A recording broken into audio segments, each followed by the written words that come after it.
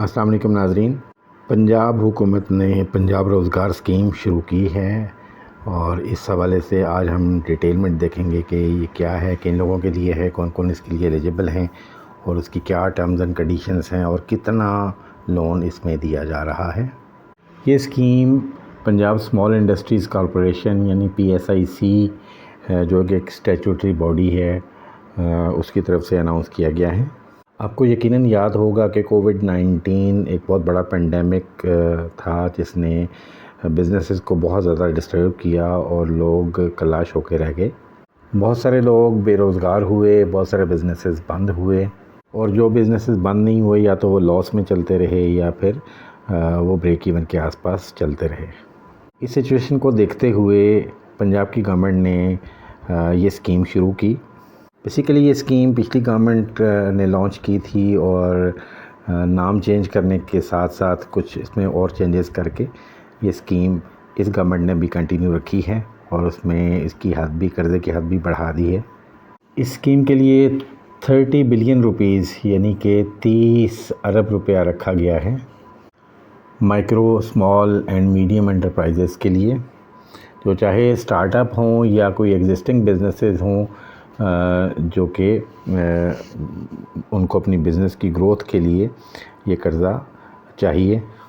इस स्कीम का मकसद ये है कि एम्प्लॉयमेंट अपॉर्चुनिटीज़ प्रोवाइड की जाएं, इकनॉमिक एक्टिविटीज़ मुल्क में बढ़ाई जाएं और स्पेशली जो यूनिवर्सिटी ग्रेजुएट्स हैं जिनके पास एंटरप्रेन्योरल स्किल्स हैं यानी बिज़नेस के स्किल्स उनके पास मौजूद हैं और जिनके पास डिप्लोमा सर्टिफिकेट्स मौजूद हैं टेक्निकल वोकेशनल ट्रेनिंग वगैरह के, और उसके साथ साथ जो एग्जिस्टिंग बिजनेसेस हैं जो कि कोविड-19 से अफेक्ट हुए। अब आते हैं इसके स्कोप की तरफ। तो ये स्कीम फाइनेंशियल सपोर्ट प्रोवाइड करती है स्टार्टअप्स को, यानी कि जो नए बिजनेसेस हैं जो अभी स्टार्ट होने हैं या एग्जिस्टिंग बिजनेसेस हैं जो पंजाब में फॉल करते हैं, और स्पेशली इसमें जो फोकस रखा गया है वो कोविड-19 हिट बिजनेसेस को, जो लोग कोविड से हिट हुए हैं या उन पे ज़र्ब पड़ी है। और ये बिजनेसेस ट्रेड भी हो सकती है, सर्विसेज हो सकती है, मैन्युफैक्चरिंग हो सकती है, एग्रीकल्चर या लाइफ स्टॉक सेक्टर, मवेशी वगैरह जो पालना होता है उसमें भी आप लोन ले सकते हैं। ये सपोर्ट उन प्रोग्राम्स को भी दी जाएगी या उन माइक्रो या स्मॉल एंटरप्राइजेज़ को दी जाएगी जो कि रिसोर्स एफिशिएंट और क्लीनर प्रोडक्शन टेक्नोलॉजीज़ को यूज़ करेंगे ताकि एनवायरनमेंट को क्लीन रखा जा सके। यानी कि टारगेट ग्रुप जो हुआ वो university college graduates with entrepreneur skills, diploma certificate holders from TVET technical vocational जो इंस्टीट्यूट्स हैं और उनकी ट्रेनिंग अगर उनके पास है, आर्टिसंस एंड स्किल्ड वर्कर्स जो हुनरमंद हैं या स्किल्ड वर्कर्स हैं उनके लिए, जो एग्जिस्टिंग बिजनेसेस हैं उनके लिए, और स्पेशली जो कोविड-19 से हिट हुए हैं, और माइक्रो और अदर इंटरप्राइजेज़ जो कि रिसोर्स एफिशिएंट और क्लीनर प्रोडक्शन टेक्नोलॉजीज़ को अडॉप्ट करना चाहती हैं या ग्रीन एनवायरमेंटल फ्रेंडली इंटरवेंशंस को यूज़ करना चाहती हैं ताकि एनवायरमेंटल परफॉर्मेंस को इम्प्रूव किया जा सके। अब देखते हैं कि कौन कौन इसका अहल है, कौन कौन अप्लाई कर सकता है। तो एलिजिबिलिटी क्राइटेरिया में जो एज है यानी उम्र 20 से 50 साल तक के दरमियान, यानी 20 साल से ऊपर, 20 साल या 20 साल से ऊपर और 50 साल या 50 साल से नीचे। जेंडर, सारी जेंडर्स इसमें अप्लाई कर सकती हैं, मेल, फीमेल और ट्रांसजेंडर्स। रेजिडेंट वो पंजाब का रेजिडेंट हो, उसके CNIC में पंजाब का एड्रेस होना ज़रूरी है। बिज़नेस लोकेशन पंजाब में होनी चाहिए और बिज़नेस जो टाइप है वो सोल प्रोप्राइटरशिप भी हो सकती है, पार्टनरशिप भी हो सकती है या कोई और बिज़नेस जो एज़ पर एलिजिबिलिटी क्राइटेरिया है यानी कंपनी वगैरह भी हो सकती है। और उसकी क्लीन CIB या क्रेडिट हिस्ट्री होना ज़रूरी है कि यानी वो डिफ़ॉल्टर नहीं होना चाहिए लोन का पास्ट में। और स्टार्टअप या न्यू बिज़नेसेस के लिए उसके पास एक वायबल बिज़नेस प्लान होना ज़रूरी है कि वो सस्टेनेबल बिज़नेस प्लान है उसके पास, प्रॉफिटेबल और सस्टेनेबल। एग्जिस्टिंग बिज़नेसेस के पास भी वायबल बिज़नेस प्लान होना चाहिए और कोविड-19 के इम्पेक्ट को सस्टेन करने का प्लान भी उनके पास होना चाहिए। अगली जो कंडीशन है वो ये है कि उनके पास एक वैलिड CNIC होना चाहिए। उसके अलावा अगर कोई टर्म्स एंड कंडीशंस जो हैं वो PSIC अगर देना चाहे तो वो भी दे सकता है। इसकी टर्म्स एंड कंडीशंस को देखते हैं तो 10 मिलियन तक यानी 1 करोड़ रुपए तक आप लोन ले सकते हैं। क्लीन लैंडिंग 1 लाख से लेकर 10 लाख तक की, और जो सिक्योर लैंडिंग है वो 10 लाख से लेकर 1 करोड़ की। यानी कि अगर आप 1 लाख से 10 लाख तक का लोन लेते हैं तो आपको किसी किस्म की कोई सिक्योरिटी देने की ज़रूरत नहीं है, और इससे ऊपर देते हैं तो फिर आपको ज़ाहिर है सिक्योरिटी देनी पड़ेगी। पंजाब ग्रीन डेवलपमेंट प्रोग्राम के तहत इस लोन की लिमिट सेम रहेगी जैसे मैंने आपसे अभी ज़िक्र किया। प्रेफरेंस बहरहाल दी जाएगी ऐसी माइक्रो एंटरप्राइजेज़ को जो कि एनवायरनमेंट इम्प्रूविंग टेक्नोलॉजी और क्लीन एनवायरनमेंट के ऊपर कोई सॉल्यूशन देती हैं और उसके कम तक 10 से ज़्यादा एम्प्लॉइज़ ना हों। तो उसमें नया बिज़नेस सेटअप करना होगा, balancing modernisation and replacement existing business की हो सकती है, और वर्किंग कैपिटल के लिए भी लोन लिया जा सकता है। यानी ये लोन का मकसद है। फिर micro small and medium enterprises के हवाले से यह है कि manufacturing, services, trading, agriculture and life stock sectors हैं जो जिनके लिए लोन लिया जा सकता है। और जैसे मैंने आपको कहा कि एनवायरमेंटल फ्रेंडली टेक्नोलॉजीज़ अगर उनके पास है तो ये एक एडिशनल बेनिफिट होगा। इसकी प्रोसेसिंग फ़ी 2000 रुपये होगी जो कि नॉन रिफंडेबल है, और जब आप एप्लीकेशन सबमिट करेंगे तो तब ये 2000 रुपये आपको जमा करवाने पड़ेंगे।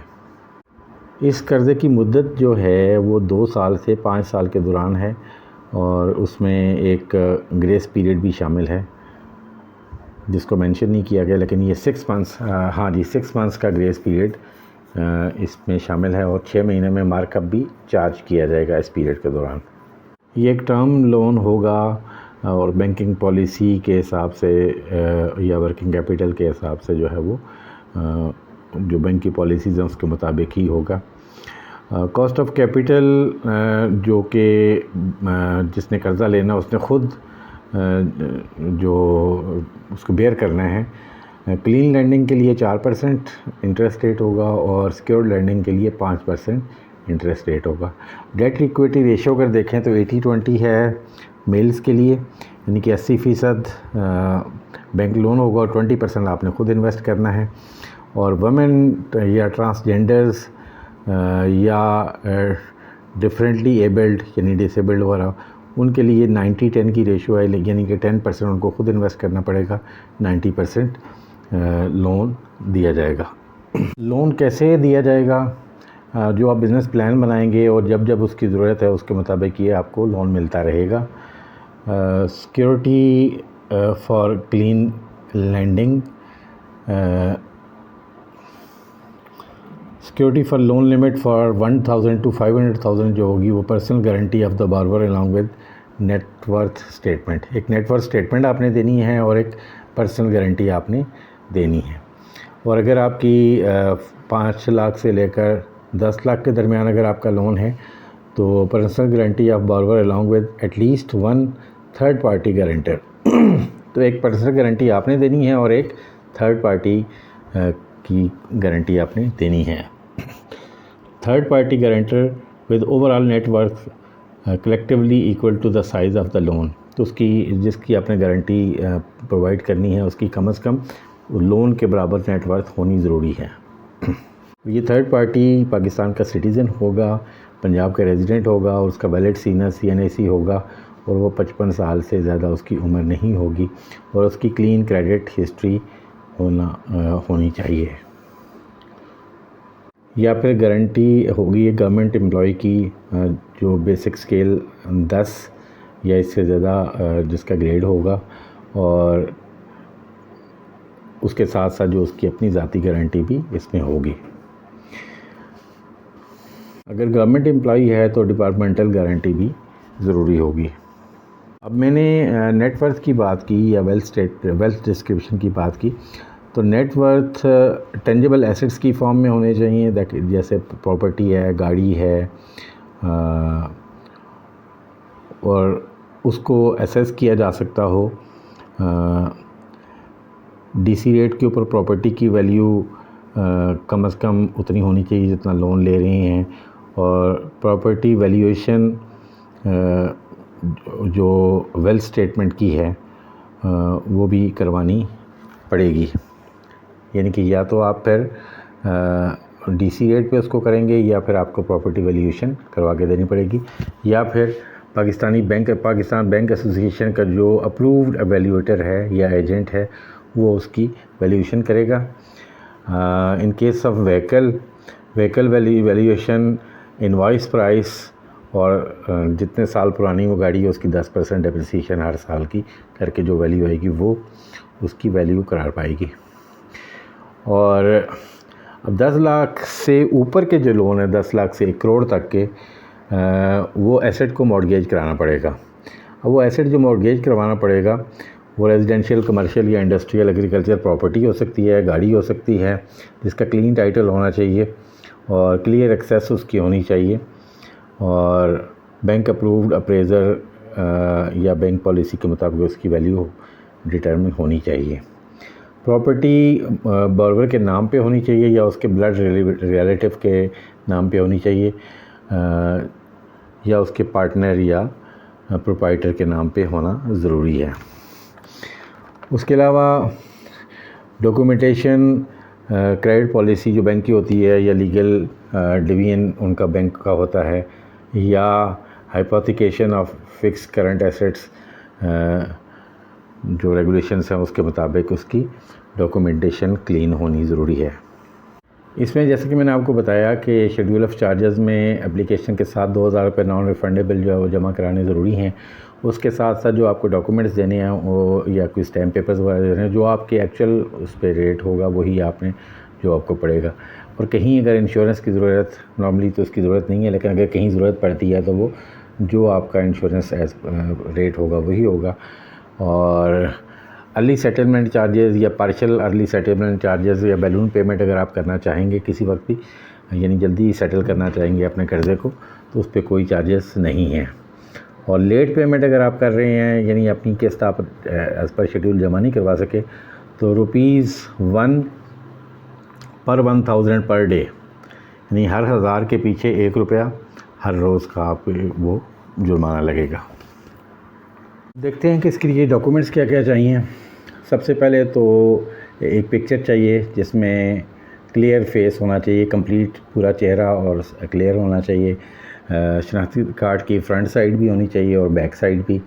और एजुकेशनल डिग्रीज़ या सर्टिफिकेट्स वगैरह जो आपके हैं वो होनी चाहिए। Matric, intermediate, bachelor, masters, PhD वगैरह जो भी हैं वो आपने अटैच करने हैं। एक्सपीरियंस सर्टिफिकेट्स, अगर आप एक्सपीरियंसड हैं तो अपना एक्सपीरियंस सर्टिफिकेट भी आप साथ अटैच करेंगे। Licence, registration with chamber of trade body, अगर आप किसी चैम्बर या किसी ट्रेड बॉडी के मेंबर हैं तो उसकी रजिस्ट्रेशन सर्टिफिकेट भी अटैच करेंगे। और सिक्योरिटी डॉक्यूमेंट्स की स्कैन कॉपी भी आपने साथ अटैच करनी है। यानी जब आप अप्लाई करेंगे लोन के लिए तो फिर आपके पास ये डॉक्यूमेंट होने चाहिए। फ़र्स्ट ऑफ़ ऑल एनटीएन आपके पास होना चाहिए। एनटीएन अगर आपका ऑलरेडी आप टैक्स पेयर हैं तो आपके पास मौजूद होगा। अगर आप टैक्स पेयर नहीं हैं तो आप आईआरएस एफपीआर की वेबसाइट से रजिस्टर होके अपना एनटीएन ऑब्टेन कर सकते हैं। इंडिविजुअल की सूरत में ये आपका सीएनआईसी होगा, लेकिन आपको एनरोलमेंट करवानी पड़ेगी। फिर consumer ID of electricity bill installed at your current address, जो बिजली का बिल है उसका जो कंज्यूमर आईडी है वो आपने देना है। या अगर आपका ऑफिस एड्रेस है तो वो भी उसका इलेक्ट्रिसिटी बिल की जो कंज्यूमर आईडी है वो भी आपको देनी होगी। और कोई अगर गाड़ी है तो गाड़ी के रजिस्ट्रेशन नंबर जो आपके नाम पे है। और अगर नया बिज़नेस है तो estimated monthly business income, business expenses, house hold expenses and other income, ये आपने डिटेल अपने बिज़नेस प्लान की सूरत में देनी है। और अगर एग्जिस्टिंग बिज़नेस है तो एक्चुअल मंथली इनकम जो आपकी है, बिज़नेस एक्सपेंसेस जो आपके हैं वो, house hold expenses and other income, ये आपको देनी पड़ेगी। और name, CNIC and mobile number of 2 references other than blood relatives. तो उनका नाम, शनाख्ती कार्ड नंबर और मोबाइल नंबर्स आपको प्रोवाइड करना पड़ेगा। अब इसको जब आप फिल करेंगे तो इसको कम से कम 15 मिनट लगेंगे और नॉर्मली 15 मिनट से ज़्यादा ही टाइम लगेगा। प्रोसेस ऑनलाइन है। आप चाहें तो पूरी एप्लीकेशन एक ही वक्त में फ़िल कर सकते हैं, या आप अपना काम जितना कर लें उसके बाद उसको सेव कर लें और फिर दूसरे वक्त में आप उसको दोबारा लॉगिन करके आप बाकी फॉर्म फिल कर सकते हैं। लेकिन जब आप अपनी एप्लीकेशन सबमिट कर देंगे तो उसमें फ़र्दर कोई चेंज आप नहीं कर सकेंगे। मैंने जो आपको बताया कि डॉक्यूमेंट्स रिक्वायर्ड हैं वो आपने यहाँ पे अपलोड करने हैं, और इसके साथ ही मैंने आपको बताया था कि बिज़नेस प्लान भी चाहिए, तो फाइनेंशियल स्टेटमेंट्स या फिजिबिलिटी, जो बिज़नेस फिजिबिलिटी है वो भी आपने अपलोड करनी है। पिछले 6 महीने की बैंक स्टेटमेंट वगैरह वो भी आपने देनी है, ताकि आपकी एप्लीकेशन को बेहतर तरीके से एवेल्यूएट किया जा सके। इसमें फिजिबिलिटी का सैम्पल फॉर्मेट भी गिवन है, और जब फॉर्म सबमिट हो जाएगा तो आपको एक रजिस्ट्रेशन नंबर अलॉट हो जाएगा जो कि स्क्रीन पे आपको नज़र आएगा, और आपको एक एसएमएस भी रिसीव होगा, और उसको अपने पास आप सेव रखें। और बैंक ऑफ पंजाब की करीबी ब्रांच में आप विज़िट करें एप्लीकेशन रजिस्ट्रेशन नंबर के साथ, और वहाँ पे जाके आप 2000 रुपया जो रजिस्ट्रेशन या प्रोसेसिंग फ़ी है वो आपने जमा करवानी है। और आपको जो एसएमएस मिलेगा वो जब भी आप किसी प्रोसेस में आपने फ़ीस जमा कराई तो आपको एक और एसएमएस आ जाएगा कि आपकी फ़ी भी जमा हो गई है, और जो बिज़नेस आपकी एप्लीकेशन का स्टेटस है वो भी आपको एसएमएस के ज़रिए अपडेट होता रहेगा, और आप ऑनलाइन भी जाके चेक कर सकते हैं। अगर आपकी एप्लीकेशन रिजेक्ट हो गई है तो आप उस सूरत में नई एप्लीकेशन दोबारा अप्लाई कर सकते हैं अपनी एप्लीकेशन को बेहतर बनाते हुए, या जो रीज़न ऑफ रिजेक्शन है उसको रिमूव करते हुए। अब इसमें जो डॉक्यूमेंट्स आपको रिक्वायर्ड हैं, मसलन पर्सनल नेटवर्थ स्टेटमेंट, उसका फॉर्मेट गिवन है। थर्ड पार्टी नेटवर्थ स्टेटमेंट वो भी गिवन है। डिपार्टमेंट वेरिफिकेशन या गारंटी लेटर फॉर्मेट है वो भी गिवन है, और फिजिबिलिटी या बिज़नेस प्लान या फाइनेंशियल फिजिबिलिटी फॉर्मेट्स जो हैं वो गिवन हैं। आप उसके मुताबिक अपनी फिजिबिलिटी स्टडी तैयार करें। ये कंप्लीट इन्फॉर्मेशन थी पंजाब रोज़गार स्कीम में अपने आप को अप्लाई करने के लिए। आप इस सारे प्रोसेस को ऑनलाइन करेंगे, और ये आपके सामने स्क्रीन आएगी, आपके सामने लॉगिन पेज आएगा। आप अगर ऑलरेडी रजिस्टर्ड हैं तो आप लॉगिन करेंगे, अपना CNIC नंबर और अपना पासवर्ड डालेंगे तो वो हो जाएगा। और अगर आप नए हैं, फ़र्स्ट टाइम अप्लाई कर रहे हैं, तो एप्लीकेंट साइन अप में आप जाएंगे तो आपने इस तरह से साइन अप कर सकते हैं। अपना पासवर्ड अगर आप भूल गए हैं तो आपने फॉरगॉट पासवर्ड में करना है, तो आपको एक प्रोसेस के तहत नया पासवर्ड अलॉट हो जाएगा। आई होप कि ये इन्फॉर्मेशन आपके लिए यूज़फुल होगी। मैं इंशाल्लाह लॉगिन करके भी आपको अंदर से ये फॉर्म वगैरह भी दिखाऊंगा। वीडियो काफ़ी लंबी हो गई है, इजाज़त दीजिएगा। आपके कोई क्वेश्चंस कमेंट्स हैं तो ज़रूर कीजिएगा। हाज़िर होते हैं नई वीडियो के साथ। अल्लाह निगहबान।